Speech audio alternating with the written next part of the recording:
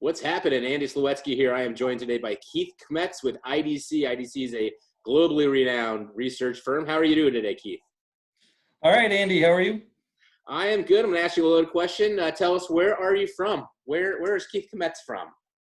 I am in Massachusetts. I live in a town that borders Foxborough, Massachusetts. So if you've heard of Foxborough, and I'm sure you have, given your jersey you're wearing, I'm right down the street from the stadium. Well, I think there's a player on my team, some quarterback guy. I think we got him, but we're not here to talk about that here today. Let's shift gears and talk about how is Foxborough, how's Massachusetts. I think we're coming out of this thing starting on Friday. We're starting to open things back up. What's going on in your community? Massachusetts is probably a little bit slower. We were an early on hotspot, and we are starting to see a little bit of a downward trend in all the statistics, which is good. Yes. But I think there's still a general nervousness about, resuming too early. And so, some things still remain closed. We've just opened up our golf courses, for example. But I think it's going to be a little while for Massachusetts to feel comfortable with the situation we have in place right now. Well, I don't think anyone's going to feel comfortable until there's a vaccine, to tell you the truth. We opened golf a couple of weeks ago here in Rochester. It snowed yesterday, by the way. This is May. What are we on, the 12th here? Congratulations. 13th today. Yeah, so snow yesterday, but the golf courses are open. But Friday's a big day for us. They're going to start opening that first level of businesses. And I guess New York has 3 waves. How's IDC doing personally? You guys have people actually all over the world. I know I've met several of your analysts from Europe, from Asia, from South America, Latin America. How are your people doing, and how have they adjusted to the new way of work? Well, it's something we talk about as analysts. There's a new way of work in place, and the pandemic has certainly pushed that initiative where you've got to get used to a remote working location. I think for the most part, analysts are used to, look, I do my work wherever I am. So whether that's in the office or at home, in an airplane, in a hotel, we do what we have to do in order to get the job done. So not a lot of change. In fact, we have a lot of analysts who've been remote workers for many years. So the rationale to go into the office isn't necessarily really strong for an analyst to be present in our Framingham office, but really it's being equipped with the technologies, devices, and access that allow you to do your job, to do it well. So for the most part, we continue to do what we do. Well, let's get into what you do. You are, known for your numbers, your tracking units, and watching industries, not just this industry that you and I are in, but IDC is a global research firm, and I can't pick up a newspaper or anything without seeing you guys referenced in there. Let's talk about what's happening right now in our industry, and maybe some expectations. What are you seeing, and your thoughts on that? Well, you're correct in saying that, we analyze the broader IT industry, and we actually have a group that's tracking what we call the Black Book, and that's IT at a high level. That was at one time a quarterly product. It is now monthly. Wow. Because the pandemic is changing things very quickly, very rapidly. And honestly, one of our challenges has been to really keep up with the times, because when we're forecasting in the March timeframe, we talk about optimistic, probable, and pessimistic scenarios that largely become out of date within the next monthly cycle. So in fact, we talked about a pessimistic scenario, what if unemployment goes to 10%? And that's gone. We're way above that now. So even the most pessimistic scenarios have changed considerably over a 30-day period. And so we're constantly looking at and reviewing what's happening in the markets that we track. And within print, the print and copy industry, when we first started looking at COVID, we really speculated on a supply chain problem that Yeah. Geez, what's happening in China? That means you're just Stock not, up on toner, right? Yeah, get your parts. you're not going to have access to components Yep. that are built into your product. And so it was, gee, we might see a short-term impact because products won't be available. Looking at today's market, that's just not the case anymore. Every industry has literally come to a halt. And if you want to talk about, social industries like sports and entertainment, travel, restaurants, hotels, they're just not operating. And typically when we've considered the print market, it's print equals productivity. When times are good for print, the economy is typically good. We're seeing the reverse of that now. Well, not the best of news. It's not the first time you've covered this before. I've known you for probably as long as I've known just about anybody on this analyst side. And, you've had the, let's call it the luxury of going through some pretty amazing and horrible events, 2008 and 9, the economy crashing, and September 11th, earlier at the beginning of the turn of the century. And you may even remember some things beyond that. What are your thoughts on this? Where is this going to go? What's the impact going to be? What's the hangover going to be like, do you think? And, I'm not going to hold you to this. We're just going to put this, record this and put this on the internet for the world to see. So what do you think, Nostradamus? Where are we going with this? The challenge in this situation is we just have a great unknown right now. Yeah. All those scenarios that you talked about, whether it was 9/11 or the recession of 2008-9 timeframe, the tsunami out of Japan, they happened, and there was kind of a sense of, okay, we're going to get back to normalcy relatively quickly. In this case, we're still going on into our third month of impact, and we still don't know if this is going to be a 2020 impact, like through the rest of the year. Is it going to go into 2021? Could we still see impact in 2022? There's just a lot of great unknown, and things just changed radically overnight. We were talking earlier about the office and how typically we're office workers. We go into the office to do our work. Overnight, that went from about 15% of our workforce to now 80+% of the workforce is working from home. That dramatically changes how we do what we do for work. And from a print copy perspective, it has huge ramifications. Oh, yeah. So from technology, the technology standpoint, I mean, most of the vendors that we work with and follow, and you're one of these analysts, the message that we've been seeing for years is diversify your business to our reseller channel. And that's the one, those are my viewers, my readers, predominantly the people who'll be watching this. And, the message has always been, you need to diversify, We're seeing a good reason why that was probably a good idea. Those that diversified in my interviews, I'm finding are, they probably are not struggling, let's just say, as much as the ones who are exclusively focused on print, right? So, I mean, if you're doing IT, if you're into document management, if you're into all these peripheral areas, it's offsetting what you're losing in print right now. When this gets back, we're hearing a lot about companies, big companies. We talked earlier that, Dell announced today, Twitter announced today, changes in the way that they are going to operate in the future. Twitter's telling people they don't have to go back to their offices at all. Dell has more than half of their force at home. And it goes on and on with all these major organizations. Where does this take our industry when these guys don't come back to the office, when they do work at home? Will they be getting home printers? Will that offset things? Will there be a bigger push into the capture market? And where do you see, what kind of shift do you see, if any, with our little industry here with imaging? Let's take a look at some relatively recent numbers.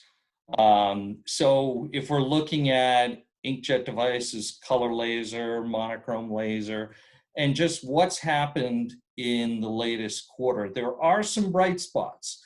So you mentioned inkjet, and inkjet is kind of synonymous with that personal workstation. We put an inkjet device and we do our copying and printing from there. What we observed, even in the early stages of COVID, is that there's a certain segment of the market where we just saw a big ramp up in shipment activity. And that's in the, just to give you some sense from a price band standpoint, around $200 to $400 types of devices. Nearly exponential growth in the category from the quarter year over year. So that tells me that, okay, this work at home dynamic is being pushed, is that people realize I'm going to work from home. I need a big monitor. I need a printer. I need an updated wireless router. So they're preparing themselves for work in the new age of however we reinvent ourselves. So, that's a category where we saw very positive activity. And even the low-end laser category, again, think of the personal laser device. Not as strong as what we saw in inkjet, but still showing some level of growth. But when you go to the traditional office class, we saw some pretty significant declines that we anticipate are going to continue for a foreseeable time frame. Now, the big question is page volumes. What happens to that? Yeah. And frankly, again, the news isn't great. We're seeing pretty significant declines in page volume activity, which, let's face it, pages are the backbone of revenue and profits for our marketplace. We're hoping this is as temporary as possible. But again, because we're still struggling as an economy, is it time to go back to normalcy? We're gradually showing some signs of we're going to open up some stores, or we're going to open up the local golf course, or we're going to allow barbershops to operate. But it's still very slow at this point. So in the meantime, this is an industry, like many others, that's getting hit pretty significantly. I would 100% agree with that. One of the big trends that we saw, and it was top to bottom, all over, side to side, were acquisitions right before this thing hit. There was definitely no slowdown. People thought maybe it might slow down. We're getting to the point where we had, probably 10 years ago, we had over 5,000 dealers and resellers in this community. And now we're, I'm going to make up a number, but I'm guessing it's somewhere around 1,500, right? And so, and these are your traditional BTA, break fix, copier dealer type of office equipment reseller. Everything stopped when, over the last 2 months. I think there were a lot of deals in place. I've talked to a couple of dealers who were literally signing on the line when, their attorneys said, what? Why don't we put the brakes on this and just see where we are in a month or two? And you have to think some of these people who were about to sell probably were ready to sell, mentally checked out, and they're not ready to take the reins back. And then combine that with the fact that their volumes probably just went off a cliff. There are a lot of dealers out there that lost significant value over the last 6 weeks, right? And some of them are going to go out of business. Many of them, we're going to lose a chunk. Just like every industry, we're going to lose a chunk. These are going to be acquired. Where do you see the acquisitions going? I personally think that we're going to see an increase in them. And then in the vendor space, if we're losing all this print volume in an industry that everybody says has too many players to begin with, does it accelerate? What do you think happens? Well, I think for now, everybody's just in a holding pattern. Because there's just general nervousness. I mean, our friends at both HP and Xerox, that didn't happen. And Xerox basically said, look, the coronavirus is going to keep us from pursuing this. And again, there was just no sense of, is this going to end in a month and we get back to normal, or is it going to be several months? And right now, I would say it's going to be several months. So it was the right move to make. Not to pursue it, because again, the uncertainty just breeds itself to okay, we just saw this major acquisition. Can Xerox afford this? How And can we pay for it now? how can you execute on anything when business is literally shut down? So, staving off on or holding off on that was really the right move to make. But again, the assumption is we're going to resume back to normal, and I would expect to see that, maybe we do have too many vendors. So, some drop out, some acquire the assets of another. I think there's room for consolidation on the vendor side. There's room for consolidation on the channel. I mean, you track that stuff pretty closely, and leading up until this crisis, there were several dealer acquisitions taking place over a month-to-month basis. I would, without even looking at what you've put together, it's probably not happening right now because it takes capital investment to make that acquisition. And that capital investment is very tenuous right now. So you hold off on doing that, which is bad news for those that are trying to get out and saying, look, my kids aren't interested in the dealership. I'm 63 years old. I'm trying to move on, but I'm just here right now because nobody's going to pick this up. I have heard they're starting to, some of these dealers are having the conversations. I just haven't seen anybody pull the trigger. And it's just, you wonder, are they just dragging their feet because maybe the valuations of these dealerships are going to continue to drop? I mean, everybody's value, unless you're in a really strong position. Now, I have to think the majority of my readers and the dealers in this world, the branches, I think the majority of them are going to their revenue is going to drop this year. I just don't see anybody increasing, right, except for a unique situation, which there may be. So with that, I think it's going to speed things up, and it's going to be interesting, I think, to watch how long it's going to be until this first round starts to drop. As far as the printer companies, I totally agree with that. We're going to see more consolidation. For the record, they all support me and sponsor this newsletter and these recordings, and I don't want to lose any of them, but just the way of the world that, we will continue to lose some more. We may get a couple others that pop into this industry over the last few years. We do have some companies that have saw this channel as a great way in, and they weren't participating in it. So, there is a growth opportunity for some companies. Let's finish up with maybe just some positive. What are you seeing out there that's good news? Any pockets where, you're telling your clients, your Xeroxes and HPs and Ricos and Canons, here's some things that we're seeing that are better than we thought they'd be? I think it's, we have to continue to encourage each other that this is a temporary situation. I don't know how temporary it is, whether it's, we've got another month of this really hard time and then we start to rally, or maybe it's a few months.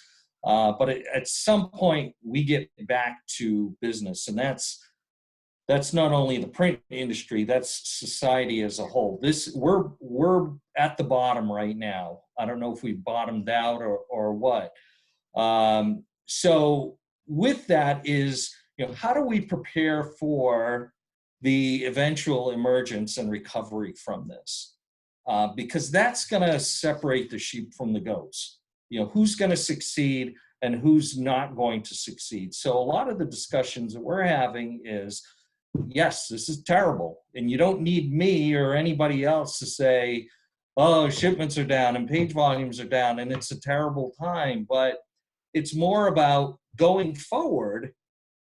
How do you come out of this with the least amount of pain? How do you come out of this in a position to succeed in what's going to be a different marketplace? And let's face it, whether you're talking about OEMs or dealers who are entrepreneurs, who have been very smart business people and recognized opportunities, this is an opportunity. It's not comfortable, but when has going into a different marketplace been comfortable? The dealers in this market have gone through a lot of change, whether it's been copiers to printers and copiers to MFP to going digital and bringing capture technology, and just a whole host of new capabilities that dealerships have made part of their portfolio. If you were talking about this channel, 20, 30 years ago, it would have been like, oh, that's the copier guy who comes in and services my equipment every once in a while. Now we see dealers who have a wide range of capability because they've recognized we got to diversify. We've got to get into the IT world. We've got to get into software. We've got to get into services. So this is another monkey wrench in what has been a comfortable road up until this point. But again, we're going to separate the sheep from the goats when we go through the recovery period, and having an understanding of here's where I think I can find my opportunity in an even increasingly diversified portfolio. Print is still going to be a part of what I do and what I cater to, but there needs to be other elements to the business going forward to ensure my success in the office of the future of work. If you just stay the way you are, well, there's not a whole lot of great prospects there. Great words from you, Keith. Thank you so much for taking the time out of your schedule to spend with me this afternoon. And let's do another one of these, maybe wait a quarter and see what your numbers start showing us, and we can check back in and see what the progress has been like. Always a pleasure seeing you, and we'll talk soon. Thanks for staying on with me. Take care, Andy. Stay safe. We still got to separate ourselves from everyone. So good luck to all of those listening in. Really appreciate everyone's support over the years. Yep, you got it, buddy. We'll see you soon. Take care. All right, take care. Bye.